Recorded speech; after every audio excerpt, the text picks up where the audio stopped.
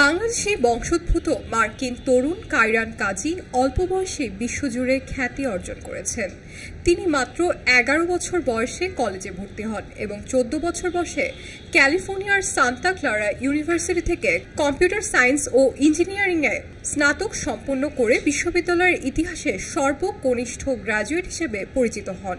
শৈশব থেকেই তার অস্বাভাবিক মেধা ও গবেষণার প্রতি প্রবল আগ্রহ তাকে অন্যদের থেকে আলাদা করে তোলে। মাত্র 9 বছর বয়সেই তিনি বিভিন্ন গবেষণা ল্যাবে ইন্টার্নশিপ শুরু করেন এবং কৃত্রিম বুদ্ধিমত্তা সম্পর্কিত প্রকল্পে কাজ করে গবেষকদের বিস্মিত করেন। তার ইন্টার্নশিপের অভিজ্ঞতা রয়েছে খ্যাতনামা ইন্টেল ল্যাবসেও। এলএমই সার্টিফাইড বিশ্বসেরা কপারে তৈরি ওয়ালটন কেবলস, যা আপনার স্থাপনাকে রাখবে সব সময় নিরাপদ। প্রযুক্তি জগতে কায়রানের উত্থান ঘটে 14 বছর বয়সে, যখন তিনি ইলন মাস্কের প্রতিষ্ঠিত স্পেস এক্স এর স্টারলিংক বিভাগে সফটওয়্যার ইঞ্জিনিয়ার হিসেবে যোগ দেন। এই অর্জনের মাধ্যমে তিনি প্রতিষ্ঠানটির ইতিহাসে সর্বকনিষ্ঠ কর্মী হিসেবে নাম লেখান। স্টারলিংক বিভাগে কাজ করার সময় কায়রান স্যাটেলাইট পরিচালনার জন্য গুরুত্বপূর্ণ সফটওয়্যার তৈরি ও রক্ষণাবেক্ষণে অবদান রাখেন। তার অবদানে স্টারলিংকের ইন্টারনেট বিমের নির্ভরযোগ্যতা ও কার্যকারিতা বৃদ্ধি পায়, যা বিশ্বজুড়ে লাখো মানুষের কাছে সাশ্রয়ী ও নির্ভরযোগ্য ইন্টারনেট পরিষেবা পৌঁছে দিতে সহায়ক হয়। এই কারণে অল্প বয়সে তিনি প্রযুক্তির জগতে উজ্জ্বল নক্ষত্র হিসেবে পরিচিতি পান।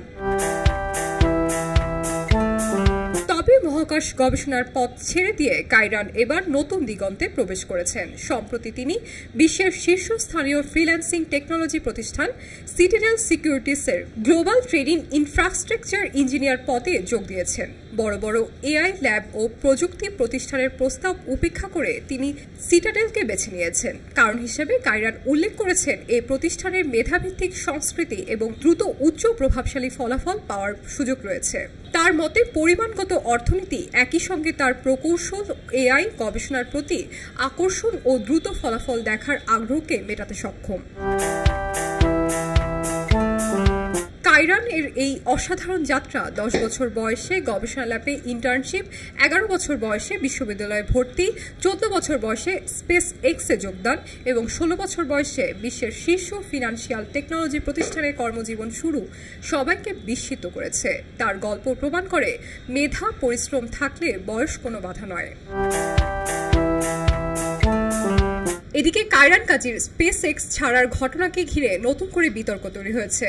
সম্প্রতি এক্সে তাকে নিয়ে প্রশ্ন করা হলে ইলন মাস্ক মন্তব্য করেন, এই প্রথম তার নাম শুনলাম।